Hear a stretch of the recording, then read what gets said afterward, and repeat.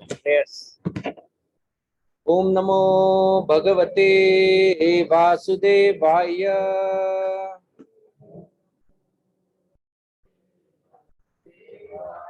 ओम नमो भगवते वासुदेवाय।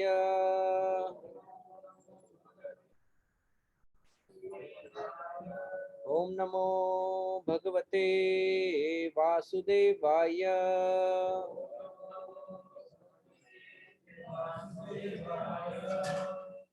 ओम अज्ञानतिमिरान्धस्य ज्ञानाञ्जनाशलाकया चक्षुरुन्मिलितं येन तस्मै श्रीगुरवे नमः।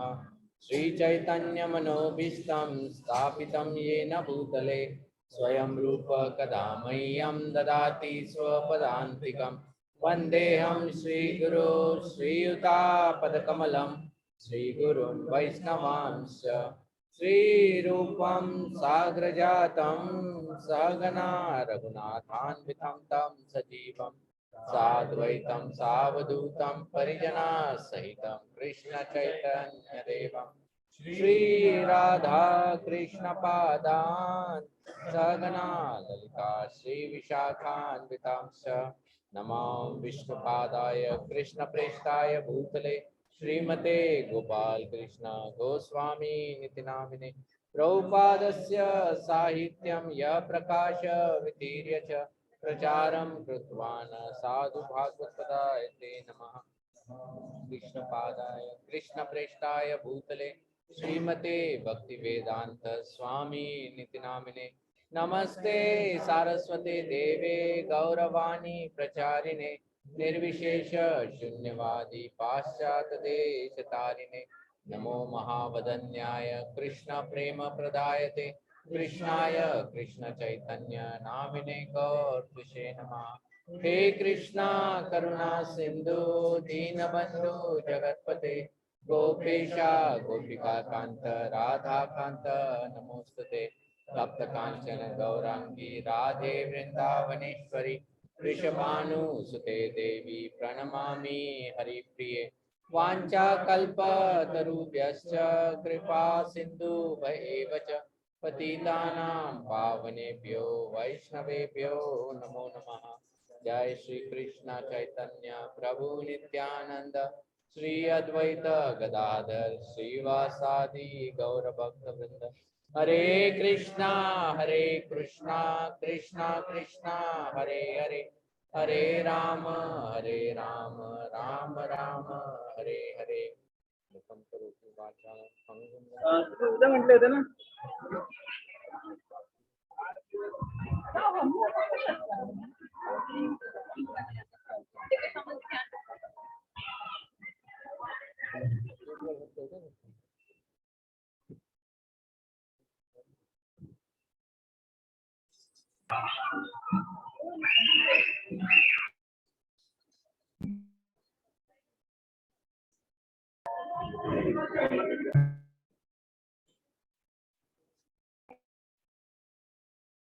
आप करो वो, हाँ म्यूट वगैरह से। हरे कृष्णा। सो आज हम लोग महाभारत में युधिष्ठिर महाराज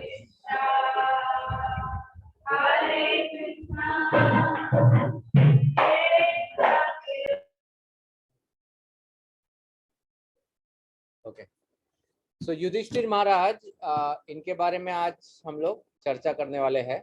रादर अगले कुछ हफ्तों तक युधिष्ठिर महाराज के बारे में ही चर्चा होगी, क्योंकि अनेक से प्रसंग है युधिष्ठिर महाराज के जीवन से रिलेटेड जिनके ऊपर हम लोग चर्चा कर सकते हैं।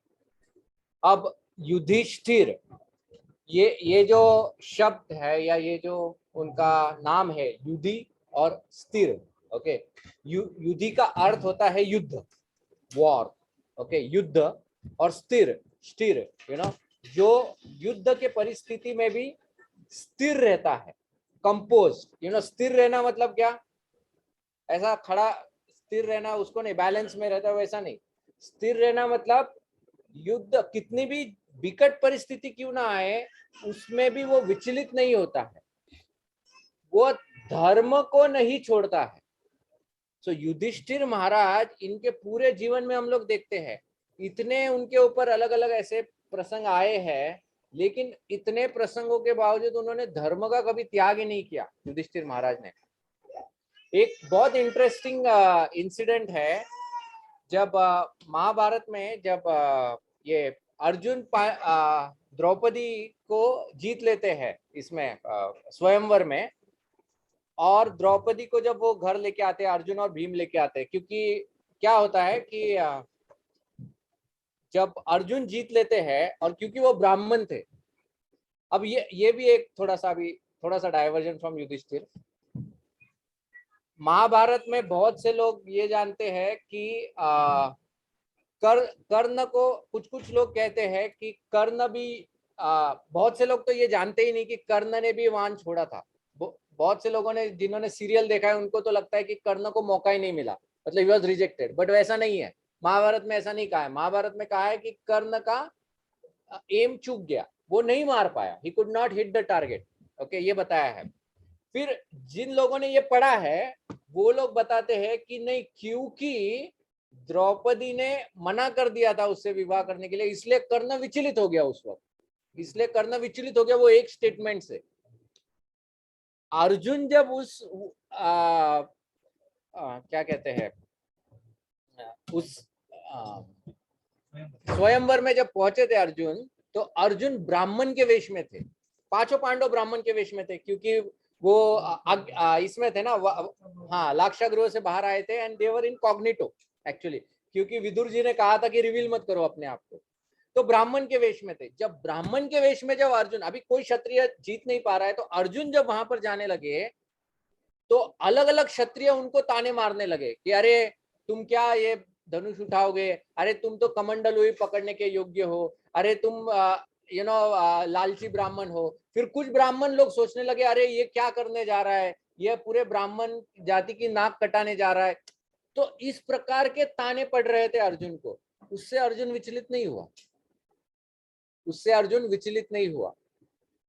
सी, जिन लोगों ने ऐसे कुछ महाभारत के पात्रों को अननेसेसरी प्रमोट किया है, अननेसेसरी प्रमोशन, जैसे दूसरा एक I will tell you, Mahabharat में कर्ण जो है, ये कर्ण किस चीज के लिए विख्यात है? दानशूर के लिए। ओके, कर्ण के दानशूर पना के बारे में महाभारत में ऐसा क्या बताया, मतलब किन को वो दान देता था? जो भी सवेरे उसको सूर्य जब वो पूजा करता था ना, उस वक्त जो भी उससे कुछ मांगने आता था, कर्ण उसको दान देता था। महाभारत में बताया है पूरे जीवन भर युधिष्ठिर महाराज रोज 60,000 ब्राह्मणों को खिलाते थे। ये दान के बारे में तो बात ही नहीं होती। इतना ही नहीं, जब दुर्योधन कर्ण ने सब कुछ इनसे छीन लिया था, उसके बावजूद 60,000 ब्राह्मण बोले युधिष्ठिर को, हम आपको नहीं छोड़ेंगे, हम आपके साथ वनवास में आएंगे। युधिष्ठिर महाराज बोले, अरे वन में मैं आपको कैसे खिलाऊंगा? उन्होंने कहा नो प्रॉब्लम, हम लोग हमारा मैनेज कर लेंगे। युधिष्ठिर महाराज को बहुत चिंता थी, मैं इनको क्या कैसे ये करूं। तब उन्होंने फिर सूर्यदेव की आराधना की थी, और तब वो सूर्यदेव से उनको अक्षय पात्र प्राप्त हुआ था, जिससे वो ब्राह्मणों का पेट भर रहे थे। Yudhishthir was not concern about himself, खुद के बारे में वो नहीं ये सोच रहे थे, लेकिन जब उनको ये लगा कि अभी 60,000 लोगों का मैं कैसे पालन करूंगा, तब सूर्यदेव को आह्वान किया था। इस दान के बारे में कोई बात ही नहीं करता है। महाभारत में आप अगर देखोगे, एक से एक राजा दानशूर थे, so many of them, but unnecessary एक ही कैरेक्टर को इतना बड़ा चढ़ा के बात किया गया है। तो ये जो युधिष्ठिर महाराज है, इन्होंने अर्जुन, क्योंकि अर्जुन ब्राह्मण थे, और अर्जुन ने जब द्रौपदी को जीत लिया, तो वहां के जितने भी क्षत्रिय थे, उनको एक प्रकार का अपमान महसूस हुआ। किस बात का अपमान? कि अरे हम लोग क्षत्रिय होने के बावजूद इसको जीत नहीं पाए, और ये देखो, ये ब्राह्मण जिसने ट्रेनिंग भी नहीं लिया, कुछ नहीं लिया, ये जीत लिया है। तो पूरा क्षत्रिय समाज अभी द्रौपद के ऊपर टूटने वाला था। युधिष्ठिर को पहले से ही पता था ये ऐसा होने वाला है। तो युधिष्ठिर महाराज ने, थोड़ा सा आप थोड़ा सा सरकेंगे, थोड़ा सा माता जी, थोड़ा पूरे है, हाँ, हाँ, थोड़ा सा आगे, हाँ।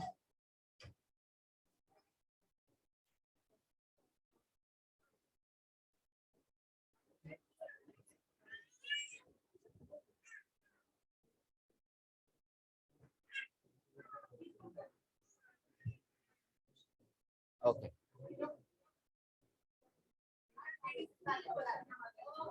नाही बसून दे ना आता कसं नाही नाही नाही असून दे. सो युधिष्ठिर महाराज ने पहले ही ये भाप लिया था कि ऐसा कुछ होने वाला है, लेकिन युधिष्ठिर महाराज को भगवान कृष्ण ने बोला था कि तुम निकल जाओ यहाँ से। तो युधिष्ठिर महाराज नकुल सहदेव के साथ गए, लेकिन युधिष्ठिर महाराज ने भीम को बोला भीम तुम मत निकलना यहाँ से, क्योंकि तुम और अर्जुन द्रुपद की सहायता करना, क्योंकि द्रुपद अब कोई साधारण राजा नहीं है, वो हमारे रिश्ते में है, राइट। अब एनीवेज वो किस्सा होने के बाद जब भीम और अर्जुन द्रौपदी को लेके आते हैं और फिर वो मजाक मजाक में माता को बता देते हैं कि हम भिक्षा लाए हैं, और कुंती महारानी बिना देखे बिकॉज एज यूजुअल जैसे ही वो आते थे, इनका पेटेंट एक स्टेटमेंट होता था और कुंती महारानी उनको बोलते थे कि पांचों भाइयों में बांट लो। तो कुंती महारानी वही कह देती है बिना देखे। जब वो ऐसा कह देती है तो इन दोनों को शॉक बैठ जाता है कि ये ऐसा क्या बोल दिया।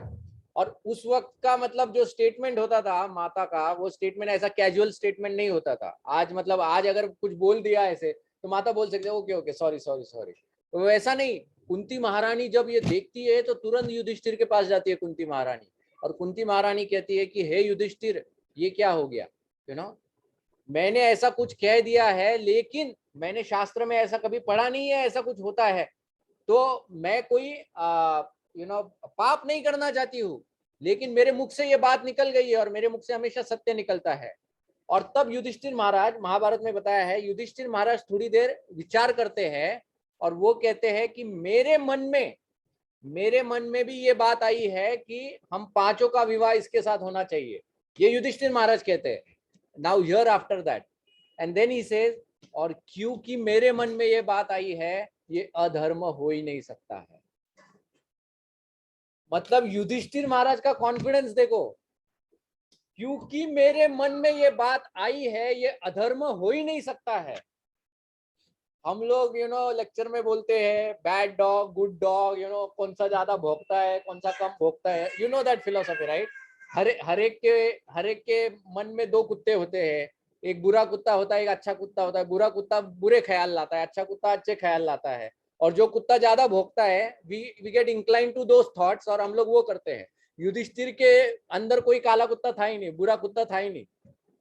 उनके मन में अगर कोई बात आई गई मतलब वो धर्म ही होना चाहिए। This is the confidence of this man Yudhishthir. ऐसे व्यक्ति के चरित्र के बारे में हम लोग चर्चा करने वाले हैं। इसीलिए महाभारत में बताया गया है, देयर इज अ स्टेटमेंट, धर्मो विरधति युधिष्ठिर कीर्तनेय। जो लोग युधिष्ठिर महाराज के चरित्र के बारे में सुनते हैं या पढ़ते हैं, उनकी बुद्धि उनकी धर्म में बुद्धि में वृद्धि होगी, उनकी धर्म में बुद्धि में वृद्धि होगी, सिर्फ युधिष्ठिर महाराज के बारे में सुन के। क्योंकि वी नो दैट जब भी हम लोग किसी भी व्यक्ति का एसोसिएशन लेते हैं, किसी के बारे में पढ़ते हैं, किसी के बारे में सुनते हैं, तो उसके गुण हमारे अंदर आना चालू हो जाते हैं, राइट। इसलिए प्रभुपाद ऑलवेज सेड कि जब हम लोग शुद्ध सत्व में कार्य करते हैं तो देवी देवताओं के गुण हमारे अंदर आ जाते हैं ऑटोमेटिकली। क्योंकि देवी देवता जो होते हैं वो सत्व गुण में होते हैं, और शुद्ध सत्व तो उसके भी परे है एक्चुअली, राइट। तो देवी देवताओं के भी गुण अपने में आ जाते हैं। तो युधिष्ठिर महाराज जो है, उनके बारे में बताया गया है कि युधिष्ठिर महाराज के बारे में सिर्फ सुनने से ही धर्म के अंदर हमारी निष्ठा या धर्म के प्रति हमारी बुद्धि वो और बढ़ जाती है। This is what is Yudhishthir. Okay, अब युधिष्ठिर के जन्म के बारे में महाभारत में अगर आप देखोगे, हर एक पात्र का जो जन्म है उसमें कुछ ना कुछ प्रॉब्लम है। जैसे धृतराष्ट्र का जन्म तब हुआ जब माँ डर रही थी, माँ के मन में डर था, वो डर में धृतराष्ट्र का जन्म हुआ। दुर्योधन का जन्म तब हो गया जब उसके माँ में एंजाइटी आ गई थी, कि उस कुंती का पुत्र पहले कैसे हो गया मेरा। तो माँ ने क्या कर दिया, अपने ही घर पे जोर से मार दिया। मारा तो क्या हो गया, पूरा वो जो लंप ऑफ फ्लैश है वो बाहर आ गया। दुर्योधन, गांधारी ने 100 प्रेगनेंसी नहीं की थी, 100 बच्चे मतलब 100 प्रेगनेंसियां नहीं हुई थी उनकी, एक ही इसमें उन्होंने जब पेट पे मार दिया, वो पूरा गर्भ बाहर आ गया और फिर गांधारी रोने लगी। वो बोली मेरे को तो व्यासदेव ने बोला था कि तुम 100 पुत्रों की माता होने वाली हो, देखो क्या बाहर आया है। तो तब व्यासदेव वहां पर आते हैं कि नहीं, मैंने जो कहा वो झूठ नहीं होगा। तो फिर वो उस लंप ऑफ फ्लैश को फिर वो 100 घी पॉट्स में उसका विभाजन करके डालते हैं, और वो 100 घी पॉट्स में से ये 100 बच्चे आए थे एक्चुअली। ओके, लेकिन दुर्योधन का जन्म ऐसा हुआ था। फिर कर्ण का जन्म के इसमें है कि ही वॉज अनवांटेड चाइल्ड, एक तरह से Kunti didn't want him, you know. तो अनवांटेड सिचुएशन में उसका जन्म हुआ था। द्रोणाचार्य का जन्म तब हुआ था जब उसके पिताजी के मन में टेम्पटेशन आया था। वो एक अलग कथा है द्रोणाचार्य के जन्म की। वो द्रोणाचार्य के जन्म के वक्त हम लोग सुनेंगे उनके जन्म की कथा। लेकिन उनका भी जन्म ऐसा हुआ था जब उनके पिताजी ने एक अप्सरा को देखा था, और तब उनके मन में एक प्रकार का काम उत्पन्न हुआ था। उस काम में द्रोणाचार्य का जन्म हो गया था। और भीष्म का जन्म तब हुआ था जब उसकी माता उनको रखना नहीं चाहती थी। गंगा उनको पानी में बहाने के लिए लेके गई थी, लेकिन शंतनु ने उनको बचा दिया था, और गांधारी ने अपने जीवन भर पट्टी बांध ली थी। तो ये जितने भी अलग अलग पात्र है, सबके जन्म की एक विचित्र कथा है। लेकिन युधिष्ठिर और बाकी जो पांडव है, इनका जो जन्म हुआ था वो एक उद्देश्य के लिए हुआ था। It was not accidental birth, it was a planned. And planned मतलब इतना, so much it was planned. जैसे युधिष्ठिर महाराज और पांडवों के पिता मतलब पांडु महाराज। पांडु महाराज को एक श्राप मिला था, और उस श्राप के वजह से पांडु महाराज संतान उत्पन्न करने में असक्षम थे, उस श्राप के वजह से। तो पांडु महाराज जब वन में चले गए अपने पत्नी के साथ, तब उनके मन में एक बात बार बार उनको खटक रही थी, और वो क्या थी कि मैं राज्य को एक योग्य राजा नहीं दे पा रहा हूं। देखो, पांडु महाराज वॉज द किंग, है ना, पांडु महाराज वॉज द किंग। यहां पर भी थोड़ा सा कंफ्यूजन है बहुत बार, क्योंकि सीरियल्स में क्लियरली नहीं बताते हैं। नॉर्मली जो बड़ा भाई होता था या जो बड़ा पुत्र होता था वही राजा बनता था। अब इनके केस में बड़ा पुत्र था धृतराष्ट्र, बट धृतराष्ट्र अयोग्य था। धृतराष्ट्र अयोग्य था, अंधा होने की वजह से वो अयोग्य था, इसलिए वो राजा नहीं बन पा रहा था। तो धृतराष्ट्र से अब राज्य गया पांडु महाराज के पास। अब ऐसा रूल नहीं है कि पांडु मरने के बाद फिर धृतराष्ट्र के पास जाएगा। अकॉर्डिंग टू वो जो लिनिएज होता है उसमें कैसा होता है, जब कोई व्यक्ति राजा बनता है तो उसी का पुत्र राजा बनेगा, उसका भाई राजा नहीं बनता है। देखो, यही केस भगवान रामायण में भी आती है। रामायण में जब भगवान रामचंद्र का राज्य अभिषेक हो रहा था, तो उस राज्य अभिषेक के वक्त मंथरा जाती है कैकेयी के पास, और मंथरा कैकेयी को कहती है, अरे मूर्ख, तू इतनी खुश हो रही है, तू ये जानती नहीं कि राम का राज्य अभिषेक हो रहा है। तो कैकेयी ने कहा कि तो उसमें क्या गलत बात है, राम योग्य भी है और उसको राजा बनना भी चाहिए, तो मंथरा कहती है अगर राम राजा बनेगा तो भरत का क्या होगा। तो कैकेयी कहती है कुछ नहीं, राम के बाद भरत राजा बन जाएगा। तो कहती है अरे मूर्ख, तू जानती नहीं कि राम के बाद राम के पुत्र ही राजा बनेंगे, भरत राजा नहीं बनेगा। So it is always the lineage continuous like this. अब पांडु महाराज जब वन में चले गए थे, तो पांडु महाराज ने धृतराष्ट्र को एक स्टीवर्ड करके रखा था। Dhritarashtra was not the king, वो राजा नहीं था, वो एक क्या कहते हैं, केयर टेकर था, सिंहासन का केयर टेकर था धृतराष्ट्र।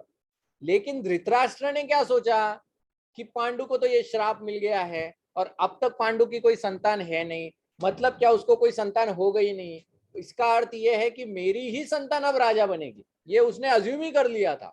और इसी बात में वो खुश होता रहा, मतलब उसने एक अपना एक्सपेक्टेशन बिल्ड करके रख दिया था, और वही एक्सपेक्टेशन उसके लिए घातक बन गया बाद में। ओके, अब यहाँ पर पांडु महाराज जब वन में जाते हैं, पांडु महाराज सोचते हैं कि मुझे एक योग्य वारिस देना बहुत आवश्यक है, और तब वो कुंती महारानी के पास जाते हैं और कुंती महारानी को प्रश्न करते हैं कि अब क्या करें। और तब कुंती महारानी उनको बताती है वो दुर्वासा मुनि के वरदान के बारे में।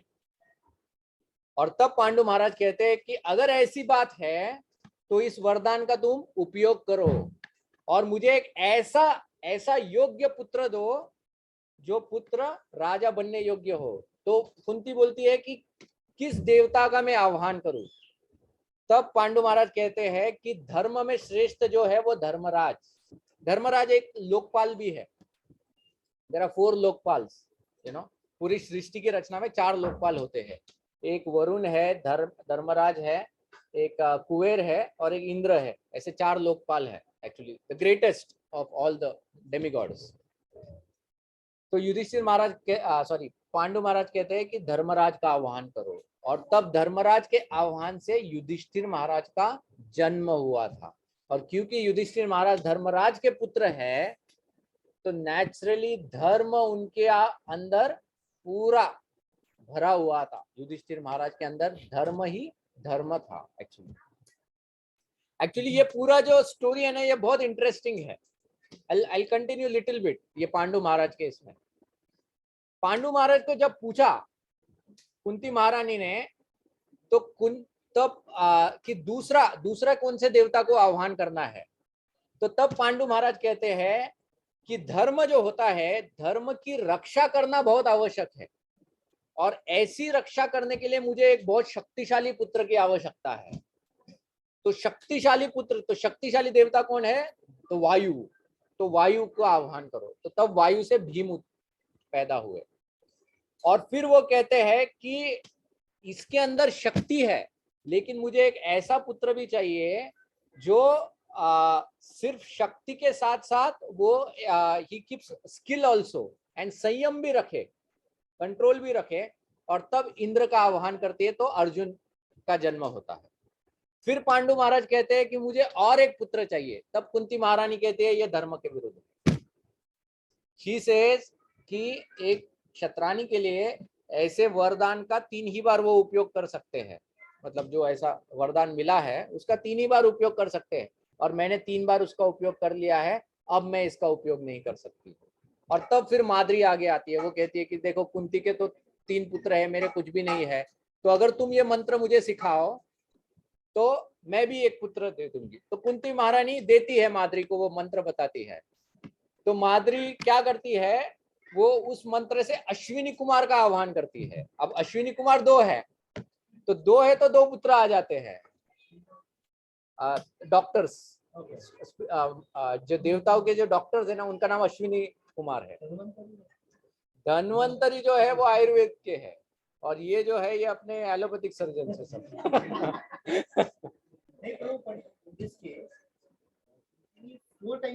ना that was not through him ना, मतलब पांडु के इसमें नहीं था, वैसा नहीं, मतलब ओके।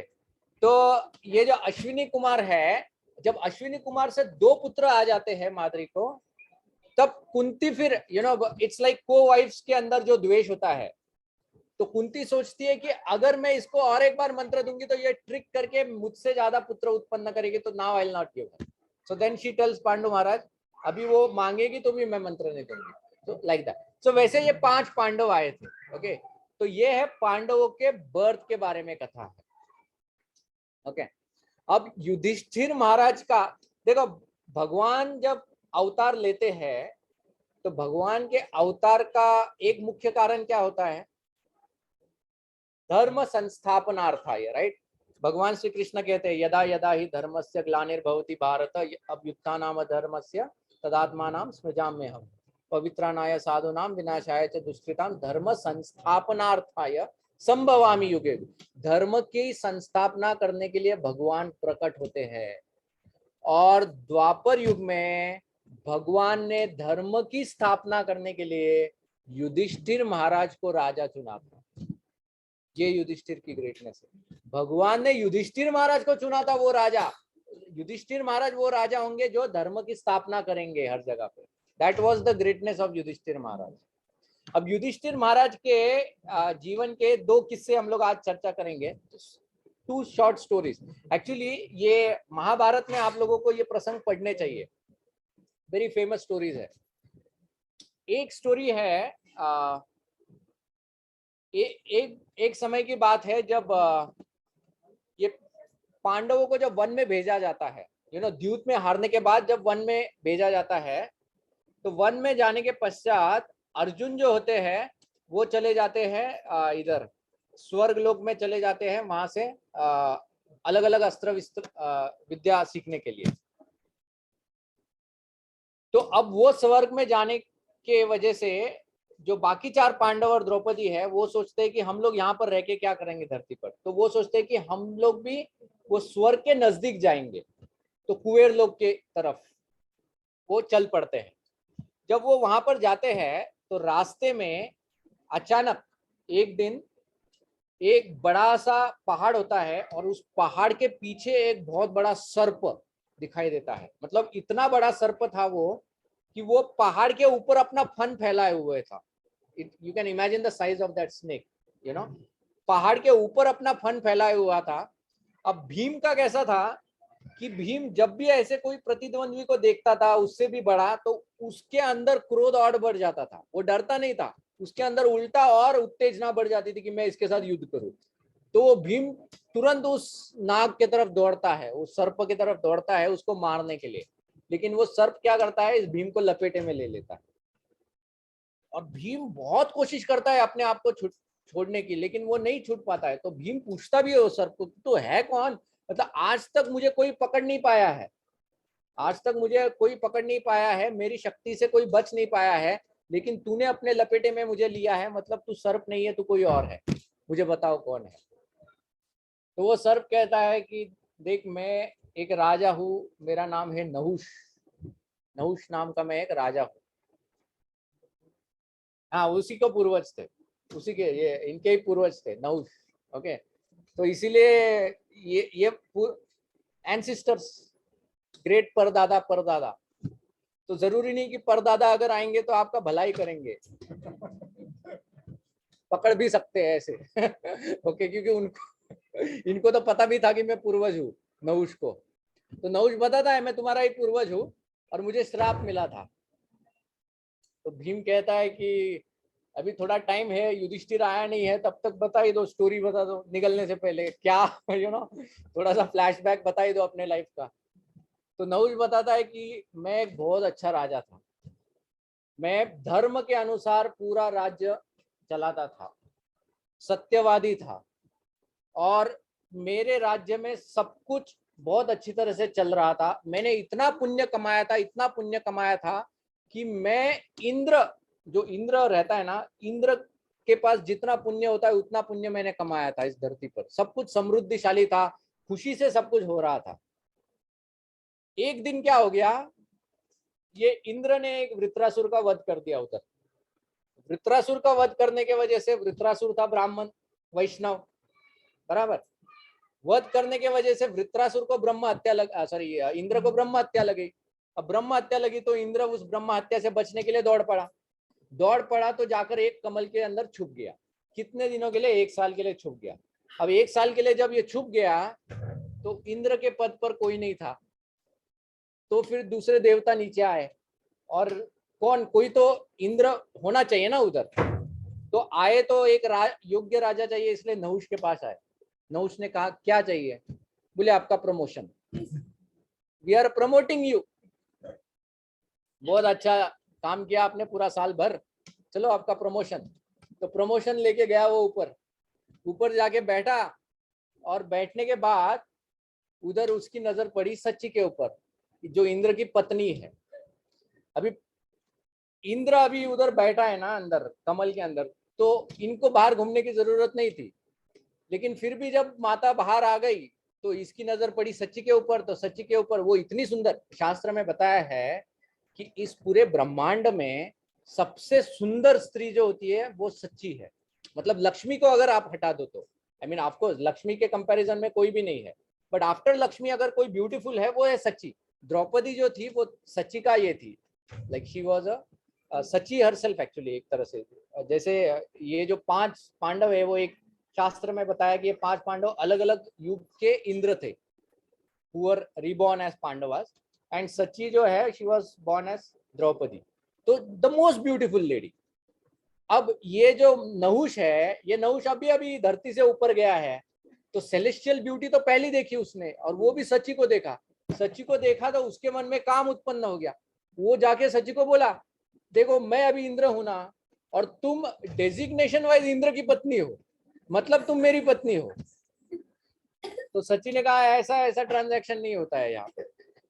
तो नहुष बोला, देखो मानना है तो मानो, वरना इतना इतना मोहलत दे दिया, जैसे रावण ने सीता को दिया था, देख तेरे को इतना टाइम दिया है मैंने। अब सची बेचारी परेशान।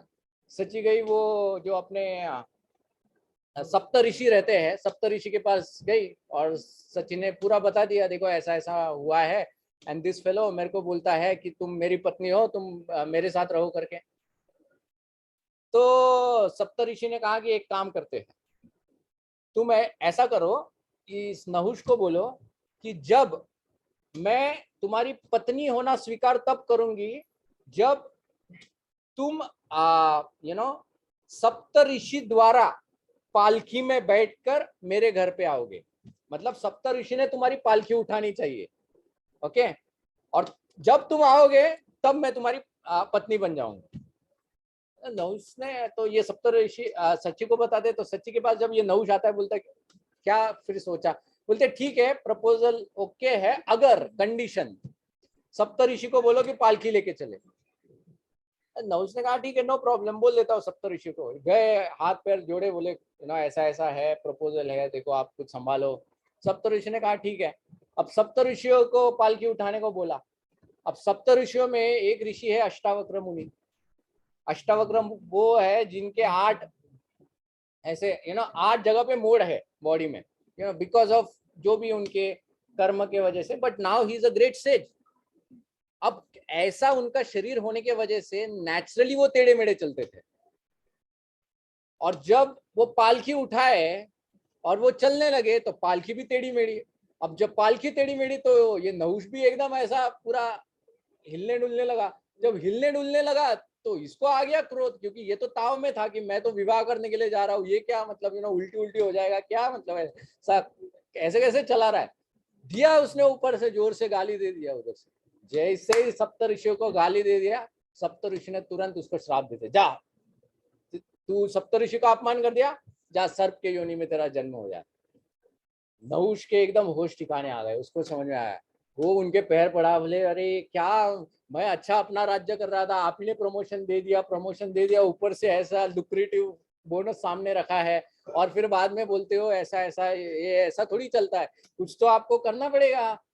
तो फिर बाद में सप्त ऋषियों को भी दया आ गई, बोले ये ऐसा ही ये देवता लोग बेचारा बनाते, किसी को भी ऐसा ऊपर चढ़ा देते, बलि का बकरा कर देते हैं, इसके साथ भी यही हुआ है। तो वो बोलते ठीक है एक काम करो, जब तुम्हारे जीवन में कोई ऐसे जो व्यक्ति से तुम्हारी भेंट होगी जिसके साथ तुम धर्म के बारे में वार्तालाप करोगे, तब तुम्हारा उद्धार हो जाएगा। तो वो नहुष ऐसा बताता है। तो भीम जब ये सुनता है तो उसके मन में हाँ धर्म मतलब चलो मेरा भाई मुझे बचा सकता है। तो जब ऐसा ढूंढते ढूंढते धर्मराज वहां पर पहुंचते हैं, और धर्मराज देखते हैं भीम को जकड़ा हुआ है एक सर्प के अंदर। बोले भीम क्या मतलब शक्ति वक्ति कहाँ गई 10,000? बोले क्या बताए भैया, अभी स्टोरी इन्हीं से सुन लो। तो युधिष्ठिर महाराज पूछते हैं कि बताओ तो सही क्या बात है। तो कहते कि इनके साथ आप थोड़ा धर्म का कॉन्वर्सेशन करोगे तो मेरी मुक्ति हो जाएगी यहाँ से। तो युधिष्ठिर महाराज फिर उनको पूछते हैं। तो तब युधिष्ठिर और नहुष के बीच में धर्म के ऊपर संवाद है। ये महाभारत में है, ब्यूटीफुल कॉन्वर्सेशन, जिसमें अलग अलग चीजों के ऊपर उन्होंने चर्चा की है। उसमें से एक फेमस क्वेश्चन जो नहुष पूछता है युधिष्ठिर महाराज को, वो पूछता है कि ब्राह्मण कौन है। युधिष्ठिर महाराज को पूछता है। तो युधिष्ठिर महाराज ब्राह्मण के जितने लक्षण होते हैं उनके बारे में बताता है कि सम दम तप, ये सब अलग अलग लक्षणों के बारे में बताता है। फिर नहुष पूछता है कि ये जो लक्षण तुम बता रहे हो ये किसी और व्यक्ति में भी तो हो सकते हैं, जरूरी नहीं कि वो ब्राह्मण हो, कोई शूद्र में हो सकते हैं, कोई वैश्य में हो सकता है, तो फिर क्या वो लोग ब्राह्मण कहलाएंगे? तो युधिष्ठिर महाराज कहते हैं हाँ, जन्म से कोई ब्राह्मण नहीं होता है, गुणों से ब्राह्मण होता है। जिसके अंदर ब्राह्मण के गुण है वो ब्राह्मण है, और जिस ब्राह्मण के अंदर शूद्र के गुण है वो ब्राह्मण नहीं है। ओके, तो इसकी पुष्टि युधिष्ठिर महाराज ने वहां पर की है। फिर भी लोग जातिवाद के नाम पे झगड़ा करते रहते हैं। हमारे शास्त्रों में कहीं भी जातिवाद नहीं है। भगवान श्री कृष्ण ने भी कहा है जन्म कर्म च में sorry what is the other, हाँ, चतुर्वर्णम मया सृष्टम गुण कर्म विभाग से, गुण और कर्म के हिसाब से मैंने विभाजन किया है। ओके, तो ऐसा एक बहुत सुंदर संवाद है महाभारत में युधिष्ठिर महाराज और नहुष के बीच में। ये जो प्रसंग है, इस प्रसंग में हम लोग देखते हैं कि युधिष्ठिर, बहुत बार महाभारत के युद्ध का क्रेडिट भीम और अर्जुन को दिया जाता है, end of course Shri Krishna, मतलब वो तो नो डाउट, मतलब भगवान श्री कृष्ण। बट 5 पांडवों में से हमेशा बहुत से लोग पूछते हैं कि पूरा युद्ध तो अर्जुन ने जीता है, तो वो राजा बनना चाहिए था, या भीम ने जीता है। लेकिन महाभारत के युद्ध के पहले ऐसे प्रसंग है जिसमें ये कब के मर जाते थे अगर युधिष्ठिर ना होते तो। वो युधिष्ठिर का संयम था, युधिष्ठिर का धर्म था, जिस धर्म की वजह से ये लोग बचे रहे हैं। एक दूसरा प्रसंग है महाभारत में, ओके, ये है युधिष्ठिर महाराज और यक्ष संवाद। ओके, युधिष्ठिर महाराज और यक्ष का संवाद है। ये संवाद भी बहुत सुंदर है। इसमें कैसा प्रसंग है, एक समय की बात है जब ये 5 पांडव जो है वो अपने कुटीर में बैठे हुए थे, और उस कुटीर में एक ब्राह्मण आता है रोते रोते। पांडव पूछते हैं ब्राह्मण को कि क्या हो गया। तो ब्राह्मण कहता है कि मैंने अपने यज्ञ हवन कुंड के लिए अरनी पेड़ के लकड़ियां जुटाए थे, और वो अरनी पेड़ की लकड़ियां कोई लेके भाग गया है, चुरा के भाग गया है। अब ये अरनी पेड़ की लकड़ियां ये इतनी इंपॉर्टेंट होती है, हमको तो समझता नहीं है अलग अलग पेड़ एक्चुअली, हम तो जो लकड़ा मिलता है वो जला देते हैं यज्ञ कुंड में। लेकिन ऐसे स्पेसिफिक वो लकड़ियां भी होती है जो बहुत ऑस्पिशियस होती है। तो ये पांडव लोग जाते हैं उसको ढूंढने के लिए, कोई मिलता नहीं है, और ये लोग थक जाते हैं 5 पांडव। तो फिर युधिष्ठिर महाराज सहदेव को बोलते हैं कि सहदेव जरा देखो कहीं नजदीक में कहीं पानी अगर होगा तो लेके आओ। तो सहदेव जाते हैं ढूंढने को, एक सरोवर के पास पहुंचते हैं, सरोवर से पानी पीने की कोशिश करते हैं तो उधर से एक अज्ञात आवाज आती है, और वो कहती है कि ये सरोवर मेरे पास है, 7/12 भी है, पूरा दिखा दे वो, सब कुछ है, लीगल डॉक्यूमेंट्स है, ये सरोवर मेरे कब्जे में है, तुम यहाँ से पानी नहीं पी सकते हो। सहदेव कहता है बाबा कोई रजिस्ट्रेशन ऑफिस में होता नहीं है, सरोवर वगैरह रजिस्टर नहीं होता है। तो वो कहता है नहीं, अगर तुम पियोगे तो मरोगे। सहदेव, एक तो आवाज कहाँ से आ रही है समझ में नहीं आ रहा है, कौन बोल रहा है, कहाँ से बोल रहा है। तो सहदेव सोचता है छोड़ो ना, पी लेता है, पानी पी लेता है, मर जाता है सहदेव। फिर नकुल आता है, वो भी ऐसे ही, वो भी मरता है। फिर अर्जुन आते हैं, वो भी पीते हैं, मर जाते हैं। भीम आते हैं, वो भी पीते हैं, मर जाते हैं। आखिर में बचते हैं युधिष्ठिर महाराज। जब युधिष्ठिर महाराज वहां पर पहुंचते हैं तो युधिष्ठिर महाराज चारों भाइयों को मरा हुआ देखकर बहुत शोक व्यक्त करते हैं, वहां पर बहुत बहुत रोते हैं। अलग अलग चीजों को वो ध्यान करते हैं कि कैसे इन 5 मेरे चारों भाइयों ने प्रतिज्ञा ली थी कि कैसे वो हमारा वनवास समाप्त होने के बाद युद्ध करेंगे और जीतेंगे और हम लोग राज्य करेंगे, ये वो, अब वो सब बिखर गया, अब मेरे चारों भाई नहीं रहे वगैरह वगैरह। लेकिन प्यास तो उनको भी लगी थी। तो युधिष्ठिर महाराज जब पानी पीने गए तो तब वहां से ये अज्ञात आवाज आती है फिर से कि ये सरोवर का पानी मत पियो, पहले मेरे प्रश्नों का जवाब दो। तो युधिष्ठिर महाराज क्योंकि हमेशा नम्र थे एंड हमेशा धर्म को लगे हुए थे, तो युधिष्ठिर महाराज ने कहा कि ठीक है मैं तुम्हारे प्रश्नों का जवाब दूंगा, लेकिन पहले तुम बताओ तुम हो कौन। तो वो पेड़ के ऊपर एक पक्षी बैठा हुआ होता है, वो पक्षी वहां पर बोलता है कि मैं हूं। युधिष्ठिर बोलते झूठ बोल रहे हो ही नहीं सकता, पक्षी मेरे 4 भाइयों का वध कर ही नहीं सकता है। तो फिर वो पक्षी एक यक्ष के रूप में आता है। ओके, यक्ष मीन्स एक राक्षस। Okay, so one of the yakshas he comes, और वो यक्ष वो बोलता है कि एक्चुअली मैं यक्ष हूं और ये सरोवर मेरे अंडर है, और जब तक तुम मेरे प्रश्न का उत्तर नहीं दोगे सही सही तब तक तुम यहाँ से पानी नहीं पी सकते। तो युधिष्ठिर महाराज कहते हैं कि मैं प्रयास करूंगा, आप प्रश्न कीजिए, मैं प्रयास करूंगा उत्तर देने के लिए। देयर आर 122 क्वेश्चंस जो यक्ष ने युधिष्ठिर महाराज को पूछे हैं, जो बड़ा संवाद है महाभारत में।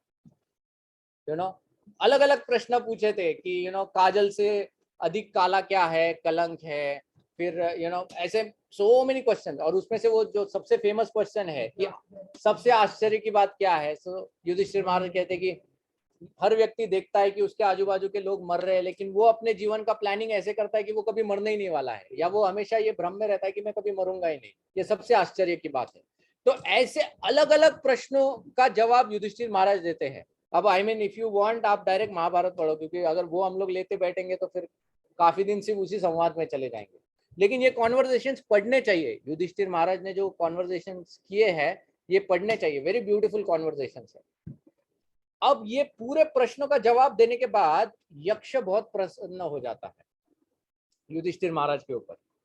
यक्ष कहता है कि तुमने मेरे सभी प्रश्नों का सही जवाब दिया है, तो मैं तुम पर प्रसन्न हूं। तुम एक काम करो, तुम किसी भी एक भाई को जीवित कर सकते हो, मतलब तुम बताओ कौन से भाई को जीवित करो। तो युधिष्ठिर महाराज विचार करते हैं और वो कहते हैं कि एक काम करो, सहदेव को जीवित करो, सॉरी नकुल को जीवित करो। ओके, नकुल को जीवित करो। तो यक्ष कहता है कि अरे भीम जैसा शक्तिशाली भाई और अर्जुन जैसा सर्वश्रेष्ठ धनुर्धर, ऐसे भाइयों को छोड़कर तुम नकुल को जीवित करने की बात कर रहे हो, ऐसा क्यों? युधिष्ठिर महाराज कहते हैं कि मेरी दो माताएं हैं, कुंती और माद्री। कुंती का तो मैं पुत्र हूं, मैं जीवित हूं, मेरी दूसरी माता माद्री का भी एक पुत्र जीवित होना चाहिए, और इसीलिए नकुल को आप जीवित करें। मतलब देखो, विकट परिस्थिति में धर्म को पकड़े रहना, दिस इज युधिष्ठिर। ये हमने द्रौपदी केस में भी देखा था और युधिष्ठिर केस में भी देखते हैं। इसीलिए युधिष्ठिर कितना प्रलोभन है, it is a tempting question ना, एग्जामिनेशन में टेम्पटिंग क्वेश्चन है उसके लिए, कि किसको मैं ये करूं। युधिष्ठिर बोल सकता था भीम को जीवित करो, क्योंकि भीम अकेला काफी था एक तरह से पूरे कौरवों को निपटने में। लेकिन युधिष्ठिर महाराज क्या करते हैं, नहीं, धर्म को मैं नहीं छोड़ूंगा। क्योंकि युधिष्ठिर महाराज क्या कहते हैं, एक द्रौपदी के साथ भी एक संवाद है। युधिष्ठिर महाराज कहते हैं जब धर्म को नहीं त्यागते हो तो धर्म तुम्हारी रक्षा करता है। धर्म रक्षित रक्षित, धर्म की रक्षा करोगे तो धर्म तुम्हारी रक्षा करेगा। तो इसीलिए युधिष्ठिर महाराज, तो वो यक्ष इतना प्रसन्न हो जाता है, यक्ष कहता है कि मैं तुम पर बहुत प्रसन्न हूं युधिष्ठिर, मैं तुम्हारे सभी भाइयों को जीवित करता हूं। फिर युधिष्ठिर महाराज कहते हैं अब तो पक्का तुम यक्ष भी नहीं हो, तुम बताओ हो कौन एग्जैक्टली। क्योंकि यक्ष जो है वो मार सकता है, वो जीवन दान नहीं दे सकता, लेकिन क्योंकि तुमने जीवन दान दिया है मेरे भाइयों को, तो तुम यक्ष नहीं हो सकते हो, तुम जरूर कोई देवता हो, कौन हो? तो तब यक्ष फिर अपना असली स्वरूप बताता है और वो कहता है मैं धर्मराज हूं, युधिष्ठिर के पिताजी धर्मराज हूं। और अब वो कहते हैं कि युधिष्ठिर मैं तुम पर बहुत प्रसन्न हूं, इतनी विकट परिस्थिति में भी तुमने धर्म का त्याग नहीं किया, तो युधिष्ठिर तुम मुझसे एक वरदान मांगो। युधिष्ठिर क्या मांगते हैं उस वक्त? वो कहते हैं वो जो ब्राह्मण है जिसकी अरनी लकड़ियां गई है ना, आप वो अरनी लकड़ियां लौटाओ, वो ब्राह्मण बेचारा, उसका यज्ञ। तो see a king, Yudhishthir Maharaj, he could have asked anything. वो ब्राह्मण को जाके बोल भी सकते थे, एक तो खुद संभाल नहीं सकते हो अपनी लकड़ियां, को भी दौड़ाया और अभी मिल नहीं रही है, जाके दूसरी तोड़ के लाओ ना, वन में कितनी तो भी मिल जाएंगे। नहीं, बट युधिष्ठिर महाराज क्या सोचते हैं कि ब्राह्मणों की रक्षा करना ये क्षत्रिय का धर्म है, और मैं क्षत्रिय हूँ और ये ब्राह्मण मेरे शरण में आया है, इसकी रक्षा करना ये मेरा धर्म है।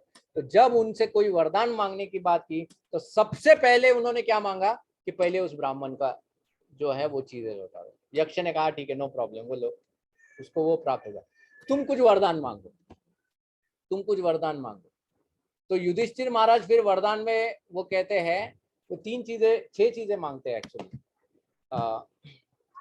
वो कहते हैं कि कभी भी मेरी वो द्यूत में जिस तरह से उनकी बुद्धि भ्रष्ट हो जाती है ना, तो वो कहते हैं कि कभी भी मेरी बुद्धि भ्रष्ट ना हो, कभी भी मेरी बुद्धि भ्रष्ट ना हो, कभी भी मैं किसी के प्रति कपट ना करूं, and there is one more thing he asked, and positive side में वो कहते हैं कि मैं हमेशा चैरिटी करूं, मैं हमेशा दया का भाव रखूं, मैं कभी धर्म का त्याग नहीं करूं। ऐसे वो 6 वरदान मांगते हैं।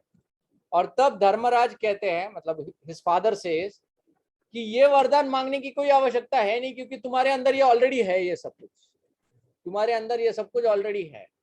और तब युधिष्ठिर महाराज और एक चीज मांगते हैं, वो कहते हैं कि आप हमको ये आशीर्वाद दीजिए कि हमको अब 1 साल अज्ञातवास में निकालना है, मतलब जिसमें हम लोग पकड़े ना जा सके। ओके, तो आप हमको ये आशीर्वाद दीजिए कि हम लोग सक्सेसफुली इसको कंप्लीट करें। तो तब धर्मराज जो है वो उनको आशीर्वाद देते हैं। वो कहते हैं कि मैं तुमको आशीर्वाद देता हूं कि तुम अगर प्रजा के बीच में भी चलोगे पांचों के पांचों, तो भी लोग पहचान नहीं पाओगे तुम लोगों को। दिस इज द आशीर्वाद दैट वाज गिवन। अब देखो, धर्मराज ने जब ये आशीर्वाद दिया है, तो दुर्योधन जब वो प्रश्न करता है भीष्म को कि मैंने इनका अज्ञातवास भंग किया है विराट के युद्ध में, कि अर्जुन बाहर आ गया है, मैंने इनका अज्ञातवास तोड़ दिया है, ये प्रश्न का तो कोई मायने ही नहीं रखता है। कुछ कुछ लोग उस बात को भी पकड़ के रखते हैं कि दुर्योधन ने क्या गलत प्रश्न किया था। लेकिन धर्मराज ने क्लियरली बोला है कि तुम्हारा ये उल्लंघन हो ही नहीं सकता है, तुम्हारा अज्ञातवास। ओके, तुम्हारा अज्ञातवास भ्रष्ट हो ही नहीं सकता है एक्चुअली। सो ये बोन उनको ऑलरेडी मिल चुका था, धर्मराज को। तो ऐसे ये दो पास टाइम्स इतने अमेजिंग पास टाइम्स है, क्योंकि ये अभी इसमें भी आप देखो, उसमें भीम को उन्होंने बचाया, और ये पास टाइम में हम लोग देखते हैं युधिष्ठिर महाराज चारों भाइयों को बचाते हैं, चारों भाइयों को बचाते हैं। तो ऐसा नहीं है कि हमेशा शस्त्र और ताकत ही रक्षा कर सकती है। ओके, बुद्धि और धर्म भी रक्षा करता है, और वो युधिष्ठिर महाराज दिखाते हैं। ओके, तो जैसे चैतन्य चरण प्रभु है ना, उनका एक क्वेश्चन आंसर्स में वो लिखते हैं, where courage and valour fails, intelligence and dharma rescues. वो ऐसा लिखते हैं, and courage and valour fails. Courage, इनके अंदर शक्ति थी, भीम के अंदर, अर्जुन के अंदर वैलर था, लेकिन फिर भी वो फेल हो गया। लेकिन धर्म और बुद्धि युधिष्ठिर महाराज, दूसरा एक इंटरेस्टिंग पार्ट ये भी है कि युधिष्ठिर महाराज जिनको इतनी प्यास लगी हुई थी, लेकिन युधिष्ठिर महाराज, क्योंकि धर्म, उनके लिए धर्म इतना प्यारा था कि जब धर्म का संवाद चालू हो गया ना, वो भूल गए पानी वानी पीना। वहां पर वो पूछ सकते थे यक्ष को, ठीक है मैं आंसर करूंगा, थोड़ा पानी तो पी लूं, let me drink some water. नहीं, वो इतने, जैसे परीक्षित महाराज श्रीमद् भागवतम में बताते हैं ना सुखदेव गोस्वामी को, कि ये इतना नेक्टरीन है कि मेरी भूख प्यास मिट गई है। तो युधिष्ठिर महाराज के लिए धर्म ऐसा था। युधिष्ठिर महाराज जब वनवास में गए थे, तो वनवास में उनको काफी आनंद आता था एक तरह से, क्योंकि वन में अलग अलग ऋषि मुनियों से मिलते थे, उनके साथ वार्तालाप करते थे, और उनसे अनेक सी चीजें युधिष्ठिर महाराज सीखते थे। एक्चुअली जब नहुष का भी संवाद जो है ना, नहुष के इसमें भी ऐसा ही है। नहुष ने युधिष्ठिर को कुछ प्रश्न किए हैं, फिर उधर से भीम बोल रहा है कि अभी हो गया ना, क्वेश्चन आंसर हो गया, अभी अभी मेरे को छोड़ो। युधिष्ठिर कहते हैं नो, मेरे को क्वेश्चन है अभी। अब युधिष्ठिर महाराज नहुष को प्रश्न पूछते हैं धर्म के बारे में, और नहुष फिर धर्म के बारे में आंसर करता रहता है, और भीम तभी तक लपेटे में ही है अंदर अपने, इज लाइक वो भी बेचारे अपना प्रवचन सुन रहे, lecture, forced lecture kind of Bhimsen के लिए, तो ऐसे है युधिष्ठिर महाराज, जो मतलब he was a saintly king, राज ऋषि जिसको कहा जाता है, वो राज ऋषि युधिष्ठिर महाराज थे। और ये राज ऋषि बहुत आवश्यक है। जो राजा होता है वो ऋषि होना बहुत आवश्यक है। युधिष्ठिर महाराज के अंदर क्षमा दया ये सब गुण थे। ओके, और ऐसे राजा की रक्षा के लिए एक शक्तिशाली भीम आवश्यक है, वरना ये राजा जो दयालु है, इंडिया में ऐसे कुछ राजा हो गए हैं, है ना, जैसा वो पृथ्वीराज चौहान। पृथ्वीराज चौहान का बिगेस्ट फेलियर ये था कि उसने मोहम्मद गौरी, राइट, कौन था Mohammad Ghori? No no no, Mohammad Ghori only, right? हाँ, मोहम्मद गौरी को ऑलमोस्ट 10-12 बार उसको हराता है वो पृथ्वीराज चौहान, और एवरी टाइम ही फॉरगिव्स हिम। हाँ, 16 बार, जितने भी बार है वो हराता है, और उसके बाद में 17वीं बार ये इसको पृथ्वीराज को पकड़ता है, और फिर तब वो उसको पृथ्वीराज को नहीं छोड़ता है फिर गौरी, और फिर फिर वो दूसरा अलग किस्सा है, वो अलग स्टोरी है। लेकिन कहने का तात्पर्य ये है कि जब राजा दयालु हो, तो उस राजा का रक्षा करने के लिए एक शक्तिशाली व्यक्ति रहना बहुत आवश्यक है, और वो था भीम। वो भीम था। लेकिन अगर भीम राजा होता तो किसी की रक्षा नहीं होती थी, राइट। इसीलिए जैसे शक्ति हाथ और पैर में होती है, strength is in hands and legs, लेकिन इनको कंट्रोल करने के लिए हेड चाहिए, हेड। तो Dharmaraj was the head, Bhim Arjun were like hands and legs, हाथ और पैर जैसे थे। इनके अंदर बहुत शक्ति थी, लेकिन इनको कंट्रोल करने के लिए हेड जगह पे होना चाहिए। हेड ही नहीं है, सिर्फ हाथ पैर चल रहे हैं, फिर गड़बड़ हो जाता है, फिर गड़बड़ हो जाता है। So that is the importance of a king, and king के साथ ऐसे शक्तिशाली पावरफुल पर्सनालिटीज। बहुत बार क्या होता है, जब कोई शक्तिशाली योद्धा जब राजा बन जाता है, जैसे हम लोग देखते हैं Hitler, he was army man, powerful, और जब वो आ गया तो हम लोग देखते हैं कि क्या प्रॉब्लम्स क्रिएट हो सकता है। हिटलर है, मसलूनी है, स्टालिन है, जितने भी डिक्टेटर्स है आप उन सबका नाम ले सकते हो इस कैटेगरी में। एक्चुअली ये क्लासिक केस है जिसमें हेड नहीं है, लेकिन hands and legs powerful, they were powerful, ऐसा नहीं साधारण नहीं थे, वेरी पावरफुल पीपल। मतलब हिटलर के बारे में बताया जाता है कि हिटलर के जस्ट वाचा में इतनी शक्ति थी कि जब हिटलर बोलता था, अरे पूरे जर्मनी को हिला के रख दिया था हिटलर ने। वन मिशन के लिए उसने तैयार किया था, only by his speech, that was the power of Hitler. ऐसा वो स्पीचेस डिलीवर करता था हिटलर, लेकिन हेड नहीं है। So it's like that. तो युधिष्ठिर महाराज के केस में पांडु महाराज ने एक परफेक्ट कॉम्बिनेशन चुना हुआ था। धर्मराज राजा रहेगा, लेकिन उसकी रक्षा के लिए दो रहेंगे पावरफुल पर्सनालिटीज, भीम और Arjun. That is how this perfect combination was there actually. इधर दुर्योधन के इसमें वो नहीं दिखाई देता है, उधर हेड था ही नहीं किसी के पास, ऐसा था। ठीक है, अभी एक्चुअली एक अगला सेक्शन युधिष्ठिर के बारे में चर्चा करनी है, जिसके लिए थोड़ा सा एक साइकोलॉजिकल एस्पेक्ट है, जिसमें हम लोग जो ये कहते हैं ना सदाचार, मोरालिटी। तो सदाचार में भी एक मैस्कुलाइन सदाचार होता है, एक फेमिनाइन सदाचार होता है। मतलब फेमिनाइन सदाचार के कुछ लक्षण होते हैं, गुण होते हैं, एक मैस्कुलाइन सदाचार के लक्षण होते हैं। ओके, ऐसा नहीं कि फेमिनाइन सदाचार मतलब वो फीमेल्स में होता है और मैस्कुलाइन मतलब वो मेल्स में होता है, ऐसा नहीं। उन सदाचार के लक्षणों का नेचर ही ऐसा होता है कि जो predominantly you will see in females, लेकिन वो मेल्स में भी दिखाई देते हैं, क्योंकि वो युधिष्ठिर महाराज में दिखाई देते थे। तो किस प्रकार से युधिष्ठिर महाराज के अंदर इन दोनों का एक समागम था, कॉम्बिनेशन एग्जिस्टेड, एंड क्यों वो जरूरी है, इसके ऊपर हम लोग फिर अगली बार चर्चा करेंगे। There are so many other things that we still want to discuss, क्योंकि अभी तक हमने युधिष्ठिर महाराज के द्यूत क्रीड़ा है, फिर अनेक अलग अलग प्रसंग है, उनके ऊपर चर्चा नहीं की है। बट आज खास करके जस्ट एक कि क्या ग्रेट पर्सनालिटी थे युधिष्ठिर महाराज, कि जो अपने ऊपर संयम रख सकते थे विचलित परिस्थिति में भी, और कैसे उन्होंने अपने भाइयों की रक्षा की है अलग अलग समय के ऊपर। ओके, इसी के ऊपर आज हम लोग थोड़ी चर्चा की है युधिष्ठिर महाराज। तो इसी के रिलेटेड अगर किसी को कोई प्रश्न है तो हम लोग कर सकते हैं चर्चा।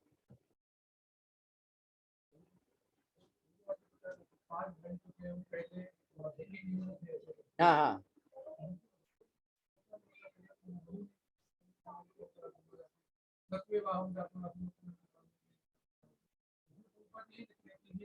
he is Nar Narayan, a constant associate, constant companion of this. लेकिन वो कंपेनियन में he could be at the position, अभी भगवान के साथ वो अर्जुन का रोल जब प्ले करते हैं, so he could also be playing a role of Indra at some point in time. I don't know उसका डिटेल्स एक्चुअली ना, मैंने एक बार एक प्रभु जी से प्रश्न किया था कि शास्त्र में बताया गया है, भगवान श्री कृष्ण ही बताते हैं इनको, देवकी और वसुदेव को, कि आपके पिछले 3 जन्म, सुतपा, कृष्णी और हाँ कश्यप और अदिति और अभी देवकी है, और भगवान श्री कृष्ण कहते हैं कि आपने तपस्या की थी, एज हस्बैंड एंड वाइफ आपने ये तपस्या की थी कि मुझे पुत्र के रूप में पाने के लिए। लेकिन फिर मैंने उनको पूछा था, लेकिन देवकी और वसुदेव तो नित्य माता पिता है भगवान श्री कृष्ण के, तो उनकी तपस्या की बात ही कहां से आती है? So how do I understand this thing, मतलब वो ये ऐसे है या वैसे है? तो तब उन्होंने मुझे एक बहुत इंटरेस्टिंग आंसर दिया था। वो अभी ये कैसा है, या ये लॉजिक से नहीं समझा सकते हैं ये आंसर, मतलब you can't understand by logic, but इसको एक अलग तत्व से आपको समझना पड़ेगा। उन्होंने बताया क्या होता है कि ऐसे अनेक से जीवात्मा होते हैं जिनकी ये इच्छा होती है कि हम लोग भगवान के माता पिता बने, लेकिन भगवान के माता पिता की तो पोजीशन ऑलरेडी फिक्स्ड है। यू नो, राम के कौशल्य दशरथ ऑलरेडी एग्जिस्टिंग, कृष्ण के वसुदेव देवकी एंड नंद महाराज और यशोदा माता ऑलरेडी देयर। तो अब मेरे को अगर भगवान के पिता या माता बनना है तो क्या मेरा पत्ता कट हो जाता है? और अगर पत्ता कट हो रहा है तो फिर इसका अर्थ ये होता है कि देन भगवान कैन नॉट फुलफिल माई रसा, कि मेरा एक भगवान के प्रति एक रस है या एक इच्छा है, तो भगवान इस इच्छा को पूरी नहीं कर पा रहे। लेकिन उन्होंने कहा ऐसा नहीं है। क्या होता है ये केस में, जब भगवान आते हैं तो वो उनके ओरिजिनली माता पिता को लेके आते हैं, देवकी वसुदेव को। लेकिन क्योंकि मेरी इच्छा है कि मैं वसुदेव बनूं, मतलब भगवान के पिता बनूं, तो वो वसुदेव जो भगवान लेके आए हैं उन्हीं के शरीर के अंदर मैं भी प्रवेश कर देता हूं। So now the original Vasudev exists along with me sitting inside him. अब मुझे क्या लगता है कि मैं ही वसुदेव हूँ, ऑफकोर्स, मतलब क्योंकि मैं वो शरीर के अंदर हूँ, बट बाकी सब लीला वो ओरिजिनल वसुदेव करते हैं, but I get the pleasure of being the father of Krishna. तो ये इस प्रकार से मल्टीपल जो इच्छाएं होती है भगवान पूरी करते हैं एक ही इसमें, and this is not unnatural. आपने हॉन्टेड लोगों को देखा है क्या कभी? नहीं देखा है? हम लोग आपको इधर पूरी इधर मायापुर में है ना, there is one area actually, वहां पर हॉन्टेड एरिया ही है पूरा वो। उधर लोगों के अंदर घुस जाते हैं, एंड अगर देखना है तो जगन्नाथपुरी में जाने का, उधर निकालते हैं उनको बाहर, जगन्नाथपुरी में लेके जाते हैं निकालने के लिए। लेकिन मैंने देखा है, मेरे एक चाचा को देखा है एक्चुअली, आटो तो कहते हैं आपको, बिजू काका। तो बेसिकली ये हॉन्टेड होता क्या है, अभी इसको समझने की कोशिश करो। क्या होता है, जो लोग उनकी अननेचुरल डेथ हो जाती है, मतलब एक्सीडेंट में मारे गए, या उन्होंने सुइसाइड कर लिया, या उनकी हत्या कर दी गई, या उनको पॉइजन से मारा गया, ऐसे कुछ अननेचुरल डेथ्स इसको कहा जाता है। तो अननेचुरल डेथ होने की वजह से अब नॉर्मल साइकिल क्या होता है, जब कोई व्यक्ति मरता है तो उस आत्मा को वो शरीर छोड़ के वो दूसरे शरीर को धारण करता है, ये नॉर्मल साइकिल होता है। अब अननेचुरल डेथ के वजह से जब वो शरीर छोड़ दिया, आत्मा जब बाहर आता है तो उसका वो दूसरा शरीर तैयार ही नहीं है, बिकॉज अननेचुरल है। अब ये जब आत्मा जब जाता है यमराज के पास, ब्रह्मा जी के पास, कि बाबा बॉडी, तो बोलते देख तेरे को मैंने 100 साल के लिए भेजा था, तू आ गया 50 साल में, अब बाकी 50 साल मेरे पास तो बॉडी है नहीं, खाली है ना, वो बन रहा है अभी, तो 50 साल के लिए ऐसे ही घूमो अभी। इसको कहते हैं आत्मा, जिसको हम जिनको हम लोग घोस्ट बोलते हैं, राइट, जिनको हम लोग घोस्ट बोलते हैं। लेकिन ये घोस्ट ऐसे नहीं घूमते रहते, कहीं भी नहीं घूमते हैं, उनका भी ब्रह्मा ने एक पर्टिकुलर जोन बनाया है, एक ट्रैक्ट है उनका। जैसे शिव का कैलाश है, शिव भगवान जब नंदी के ऊपर जब ट्रैवल करते हैं तो वो ऐसे कहीं से भी ट्रैवल नहीं करते हैं, उनका एक पर्टिकुलर, जैसे विमान जब चलता है ना, एरोप्लेन एक कोई भी अल्टीट्यूड पे नहीं चलता है, एक उसका स्पेसिफिक अल्टीट्यूड होता है, उसी अल्टीट्यूड पे इंटरनेशनल एयरलाइन जाएगा, डोमेस्टिक एक अलग इस पे जाएगा, इनके अल्टीट्यूड फिक्स रहते हैं। तो उसी प्रकार से अलग अलग देवताओं के भी फिक्स रहते हैं और भूतों और प्रेतों के भी फिक्स रहते हैं, तो उनका एक अलग अल्टीट्यूड रहता है। अब इनका आत्माओं का प्रॉब्लम क्या रहता है कि अब शरीर तो निकल गया, लेकिन आत्मा के साथ साथ सूक्ष्म शरीर भी है, मन बुद्धि अहंकार। और मन बुद्धि अहंकार के अंदर क्या होता है? इच्छाएं होती है।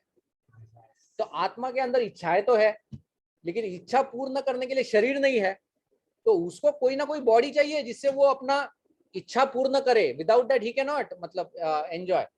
तो इसीलिए वो कंटिन्यूसली देखता रहता है कि कौन सा बॉडी ये है, और ऐसे कुछ क्रियाएं होती है जो इनको आकर्षित करती है।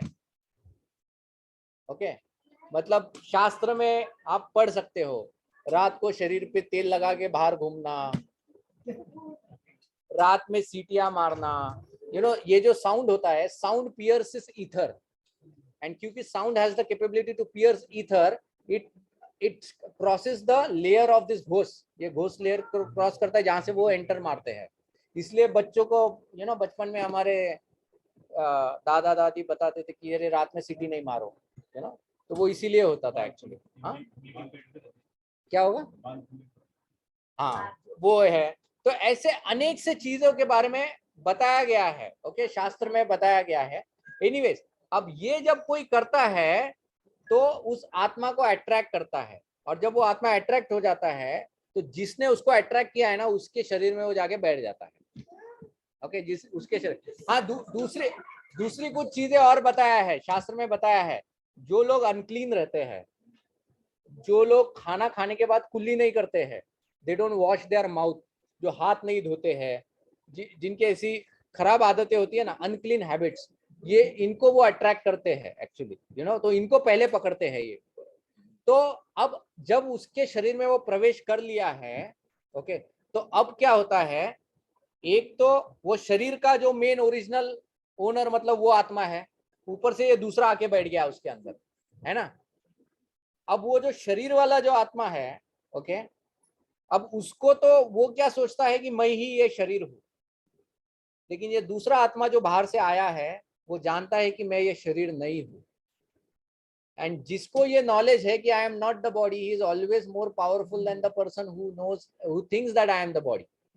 इसीलिए वो आत्मा इस नॉर्मल आत्मा के ऊपर हावी हो जाता है, and that is why they control us, क्योंकि उनको ये ज्ञान है कि मैं शरीर नहीं हूं, मैं आत्मा हूं, और इसीलिए ये भूत प्रेत जो होते हैं वो हावी हो जाते हैं एक्चुअली। ओके, भूत प्रेत हावी हो जाते हैं। हाँ, नहीं, भक्त को वो भक्त के नजदीक भी नहीं आ सकते हैं, भक्त के नजदीक भी नहीं आ सकते। Actually I will tell you a funny pastime. Pastime क्या है, एक फनी स्टोरी हमारे साथ हुआ था। यूएस का किस्सा है। हम लोग अमेरिका में थे उस वक्त, और हमारे पूरे हमारा जो कंपनी था, हमारे पूरे कंपनी में सिर्फ we were the only company जो कृष्णा भक्ति करते थे। प्रसाद लिया आपने? जो कृष्णा भक्ति करते थे, बाकी तो मतलब सब प्रॉपर अमेरिका को एंजॉय कर रहे थे। तो हम लोग हर फ्राइडे को हमारे घर पे प्रोग्राम होता था, ऐसे शाम का सत्संग प्रोग्राम होता था।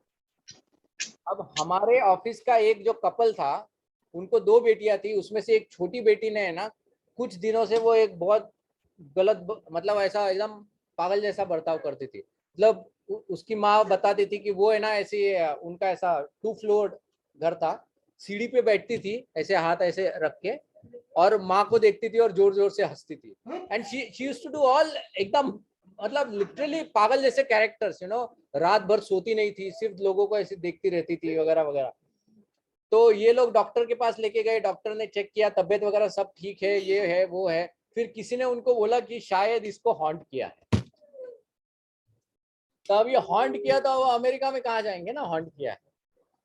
तो इनको पता नहीं क्या सूझा, वो लेके आए हमारे घर पे।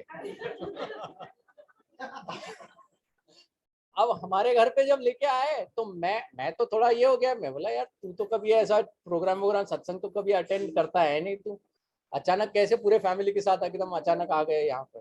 बोले नहीं नहीं ऐसा ऐसा है, तो ये हॉन्ट। मैं मन ही मन में सोचा, एक तो प्योर डिवोटी नहीं है ना, अपना अपना एक पैर इधर एक पैर इधर, है ना, प्यूरिटी तो है नहीं। हाँ, ऊपर से मैं सोचा एक तो पता नहीं सच में हॉन्टेड है क्या, और मान लो अगर हॉन्टेड है और वो बाहर निकला तो पकड़ेगा किसको? मेरे को ही पकड़ेगा। तो अब लेके आया, मैं बोला अभी क्या करे, और ऊपर से आप जैसे ऐसे भक्त बैठे हुए जो ये एक्सपेक्टेशन में है कि बाबा ये प्रभु जी तो अभी इधर भी तो एक इम्प्रेशन बनाना है, तो हाँ, तो डर डर के चलेगा नहीं, तो इसलिए मैं भी थोड़ा हिम्मत बना के मैं गया वो लड़की के पास। मैं बोला आओ बेटा फिर मैं उसको लेके बैठा उधर। फिर बैठने के बाद मैं उसको बोला मैं जो कहूंगा तुम बोलोगी? बोली हाँ बोलूंगी। तो फिर मेरे को तो और दूसरा कुछ आता नहीं है अपने को, तो मैं महामंत्र बोलना चालू किया, हरे कृष्णा बोलना चालू कर दिया। तो उसने भी रिपीट किया। जब उसने रिपीट किया तब मेरे को समझ में आया इसके अंदर कोई भूत है नहीं, या फिर अगर है तो भी वो निकल गया, वरना ये भगवान का नाम ही नहीं लेती थी। मैं उसके माता पिता को बोला देखो बहुत बड़ा प्रॉब्लम है आपके बेटी में, आप एक काम करो, मैंने अभी इसको कंट्रोल किया है थोड़ा, लेकिन आपको भी इसको कंट्रोल करना पड़ेगा, एक दिन में नहीं जाएगा, आपको रोज हस्बैंड वाइफ को रोज माला जपना पड़ेगा इसके साथ। बोले हाँ हम लोग माला जपेंगे। तब से वो लोग माला जप रहे। और फिर मैं 1-2 हफ्ते के बाद पूछा कैसी है बेटी? हाँ अभी मच बेटर, अभी अभी बोला माला छोड़ना मत, यार नहीं छोड़ेंगे। ये भगवान का एक अलग अलग तरीका रहता है, बट ऐसे भी एक एक किस्से होते हैं, I am telling you know. हाँ वो मेरे को नहीं पता निकले, मेरे को इतना पता है कि आगे वो ठीक हो गई, बस इतना ये पता है। But it is like this actually, and there are Prabhupada के इसमें देर आर पास टाइम्स, जब प्रभुपाद ऐसे कुछ ऐसे प्रॉपर्टीज में गए हैं खरीदने के लिए विच वर हॉन्टेड प्रॉपर्टीज, एंड जब प्रभुपाद वहां पर जपा करते थे तो ये घोसली बींग्स दे यूज्ड टू ऐसे वेसल्स फेंकते थे, ये करते थे, लेकिन प्रभुपाद को कभी टच नहीं किया उन्होंने, कर ही नहीं पाए प्रभुपाद के पास, बिकॉज प्योर डिवोटी। एंड भगवान का नाम जो लेता है, शास्त्र में बताया, इसमें दिया है अजामिल की कथा में दिया है ना, अजामिल के कथा में क्लियरली बोला है, सुखदेव गोस्वामी ने बोला है कि जो व्यक्ति भगवान का नाम लेता है ये भूत प्रेत उसके नजदीक आ ही नहीं सकते हैं, उनको डर लगता है, यमराज का डर है इन लोगों को, कि इसको हाथ भी नहीं लगाएंगे। हाँ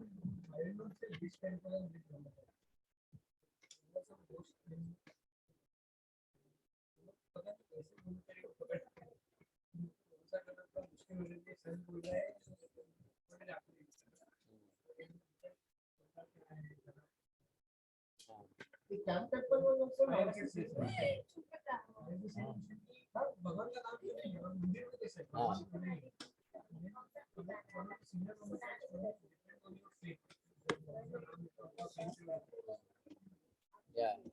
Camp temple was an haunted place. The opposite side of Camp temple is also haunted.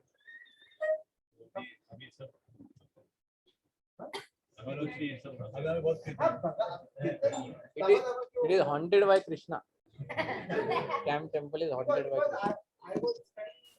वो आप लोगों को बताया है, लोगों ने बताया है ताकि उधर जाके मंदिर में भजन ना करते बैठे। हमको भी बचपन में ऐसे ही डराते थे दादा दादी, साधु के नजदीक नहीं जाने का, साधु कुछ भी खिला देगा, पागल बना देगा। मेरी दादी मेरे को बताती थी बचपन में वृंदावन में नहीं जाने का, वृंदावन में जो व्यक्ति जाता है वो पागल हो जाता है। अब बराबर है, वो होता है, हमारे गोस्वामी भी कहते हैं, लेकिन वो भक्ति में पागल होता है, ये हमको नहीं पता है ना। हाँ करेक्ट, ऐसा है। हाँ तो इट्स लाइक दैट। ओके, और किसी को कोई प्रश्न है? Any question?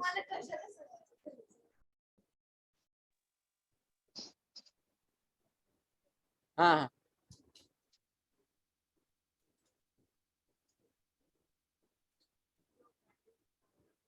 वो कर्ण के इसमें, बिकॉज वो उस वक्त is under the influence of the pain of insult.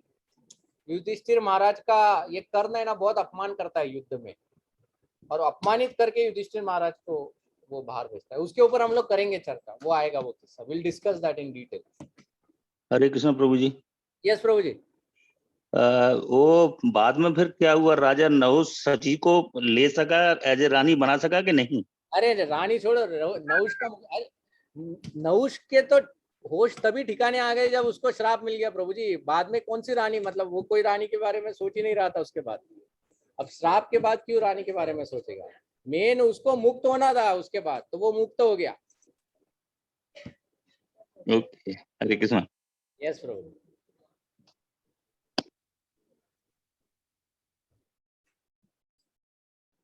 और किसी को कोई प्रश्न है? Any other question?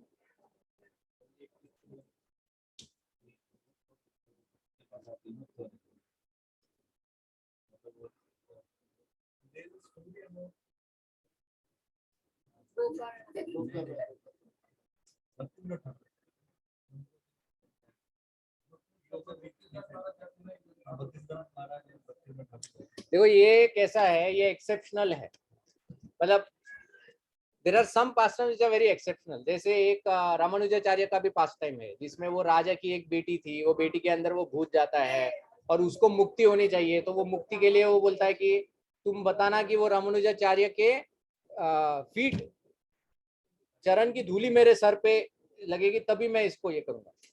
लेकिन दोज आर एक्सेप्शनल डिवोटीज, मतलब हाँ। और वो भूत जो होते हैं, मतलब ये जो स्टोरीज है, ये सब स्टोरीज में वो जो भी आत्मा है उसने मुक्ति के लिए वो किया है, हाँ, परेशान करने के लिए नहीं। तो ये आत्मा लोग भी सर्वे करके आते हैं कि बाबा किसको पकड़ना है या किससे ये लेना है, अपने पास गलती से नहीं आएंगे वो बोलेंगे इसके साथ वापस नरक में कौन जाएगा, लाइक ऐसा है। तो वो टेंशन मत लो आप लोग।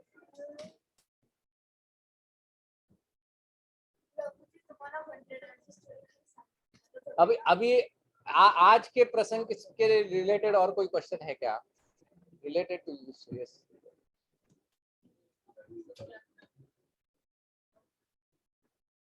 दो प्रश्न किए थे, दो वरदान मांगे थे। हाँ नहीं, देखो कुंती महारानी ने वरदान नहीं मांगे हैं, कुंती महारानी ने बून यूज किए हैं। सो जब बून की बात आती है ना, that has this things, 3 times they can use it. लेकिन जब याचना करता है क्षत्रिय, एक होता है याचना करना, मतलब asking something. Kunti Maharani is not asking, she is using that boon she is using. Okay, तो तब only 3 times you can do. जब बून यूसेज की बात आती है, वो सिर्फ क्षत्रियों के लिए ये नियम नहीं है, हर एक के लिए वो नियम है। इवन व्यासदेव जब सत्यवती माता जी जब कहती है कि तुम कंसीव करो, तो व्यासदेव पहली बार धृतराष्ट्र, दूसरी बार पांडु महाराज, तीसरी बार विदुर, तीनों भी योग्य नहीं है एक तरह से। Because Vidur yes he was perfect एक तरह से, लेकिन वो क्योंकि शूद्रानी, हाँ, दासी पुत्र था, तो इसलिए वो योग्य नहीं था। पांडु महाराज ही वाज पेल, क्योंकि वो माता भी ऐसे डर के मारे में थी, और धृतराष्ट्र की मम्मी तो आंखें ही बंद कर देती है। तो सत्यवती कहती है कि तुम फिर से ट्राई करो, व्यासदेव कहते नहीं, this boons have to be used only 3 times, इसके बाद वो अधर्म बन जाता है। तो इवन व्यासदेव रिस्ट्रिक्ट्स इट। सो जब बून्स की बात आती है तो उसका 3 का लिमिट है, ओनली 3 times। बट करने के time it is not actual usage, करने के टाइम इट वाज उसका एक इंक्विजिटिवनेस था। हाँ हाँ, करेक्ट। जो पर्पसफुली जो यूसेज है, वो ये है। हाँ हाँ हाँ, कुंती महाराज, हाँ और इनके मुंह से इतने महान आदमी ये पैदा होते हैं, दुर्वासा मुनि की क्या पोजीशन है? नहीं, देखो ये जो है ना, ये बून्स, ये सिद्धियां है। दिस बून इज एक्चुअली अ सिद्धि। ये जो भी वरदान दुर्वासा मुनि ने दिया था, ये एक सिद्धि है। किस बात की सिद्धि है? ये इस बात की सिद्धि है कि इससे वो किसी को भी वश में कर सकती थी। अगर कुंती चाहती तो वो किसी भी साधारण व्यक्ति को भी इस बून से वश में कर लेती थी, किसी भी असुर को वश में कर लेती थी। लेकिन क्योंकि उसने ये बून एक योग्य व्यक्ति के ऊपर यूज किया, मतलब धर्मराज के ऊपर यूज किया, तो धर्मराज जो धार्मिक है तो नेचुरली उसका आउटपुट धर्म ही आना है। तो इसमें दुर्वासा का कोई क्रेडिबिलिटी एक तरह से नहीं आता है। उसने तो एक बून दिया है, मतलब एक वरदान दिया है। अब वो वरदान अगर मिसयूज करती तो रॉन्ग आता था, उसने प्रॉपर यूज किया, इसलिए एक राइट ये आया। So there is nothing, it is just a boon. एक पावर है जो दुर्वासा मुनि ने दी, जिससे वो किसी भी देवता को आह्वान कर सकते. That was the thing that.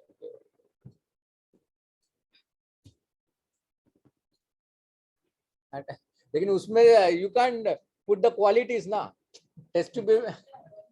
हाँ कि ये धर्मराज बनेगा. सब में डिवोटीज डाल दो माता जी आप.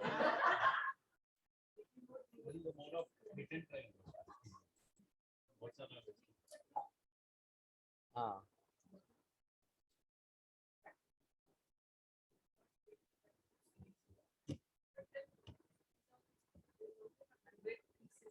हाँ हाँ.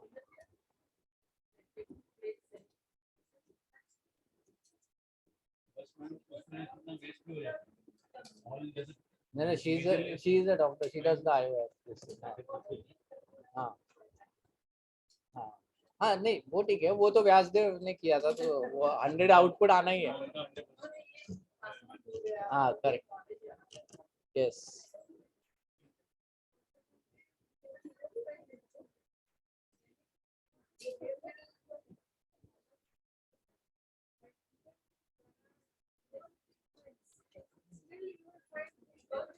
बिहेवियर, कर्मा.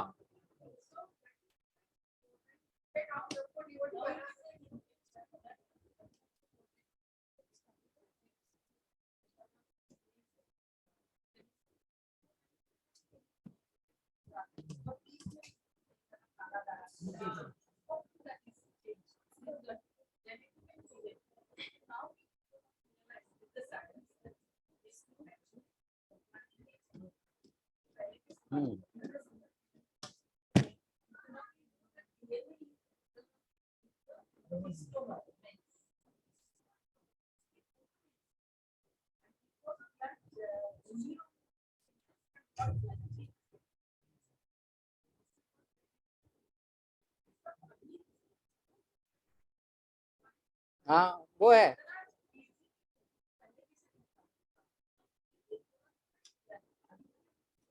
नहीं अभी तक ये सी अमेजिंगली, अगर हम लोग अपने शास्त्र पढ़ते हैं तो दिस ग्रेट, ये सब सेजिस थे. हाँ they knew this science a lot. अभी अश्विनी कुमार, मतलब हेड ट्रांसप्लांट, उन्होंने हेड ट्रांसप्लांट किया था इसका.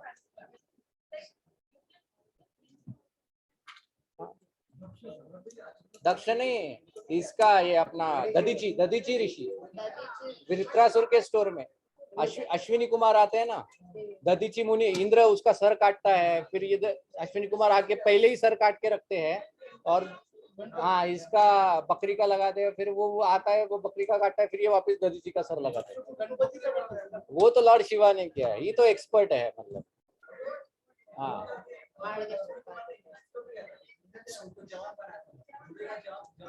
ययाति को, किसको? हाँ चवन.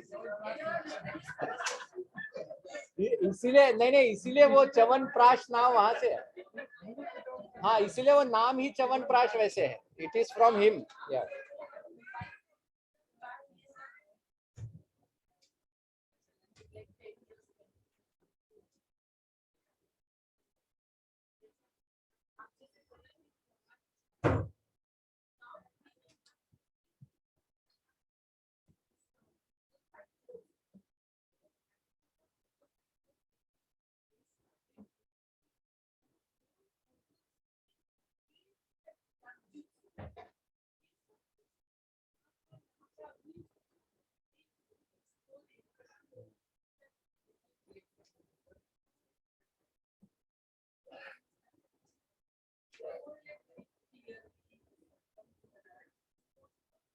हाँ ये साइंस पता था लोगों को. It's just that it's lost, and lost for good, क्योंकि मिसयूज हो जाएगा. हाँ कर दो.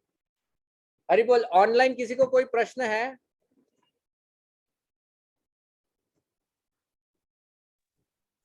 नो प्रभु जी. ठीक है, तो हम लोग यहीं पर समाप्त कर रहे हैं. हरे कृष्ण.